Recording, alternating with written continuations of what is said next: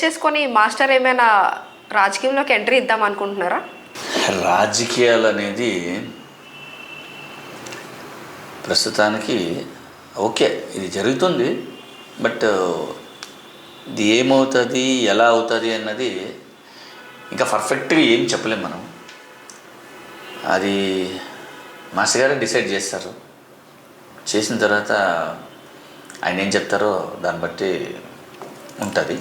అది పర్ఫెక్షన్గా ఇప్పుడు అది నన్ను అడిగారు మీరు క్వశ్చన్, బట్ అది నేను అంటే మా సబ్స్క్రైబర్స్ తరపు నుంచి ఓకే బట్ ఏంటంటే ఇది పాలిటిక్స్ అండి. ఇప్పుడు సినిమా గురించి మీరు సాంగ్ గురించి అడిగారు, చెప్పాను.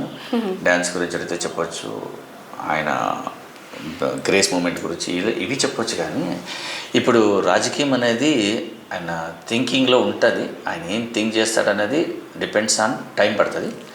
ఆ టైం వచ్చినప్పుడు ఖచ్చితంగా ఏమనేది డిసైడ్ అవుతుంది.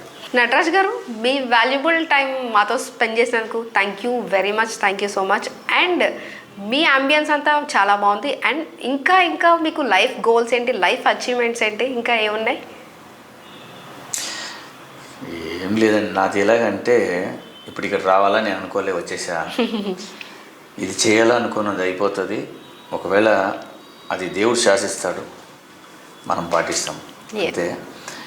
బట్ చూద్దాం నెక్స్ట్ ఒకటి మీకంటూ ఒక గోల్స్ ఉంటాయి కదా? అదే నా గోల్ ఏం లేదండి. నా గోల్ అంటే ఒకటే, యాక్టింగ్ మీద ఉంది. యాక్టింగ్ చేయాలని ఒక అచీవ్మెంట్ క్రియేట్ చేసుకోవాలి అని ఉంటుంది కదా. ఏదైనా ఒక నెగిటివ్, ఒక విలనిజం క్యారెక్టర్ కానీ, ఒక నెగిటివ్ షేడ్ క్యారెక్టర్ ఏదైనా చేయాలని ఉంది. బట్ అది తెలీదు. అది వస్తే అది దానికి కంపల్సరీగా నేను దానికి న్యాయం చేయాలని నా కోరిక. Okay, and thank you very much me valuable time మాతో స్పెండ్ చేసినందుకు.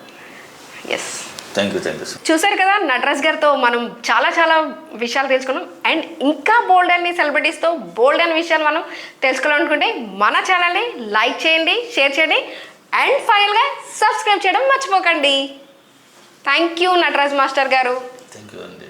ఛానల్ని అందరూ సబ్స్క్రైబ్ చేయండి, అందరూ దీన్ని ఎంకరేజ్ చేయండి.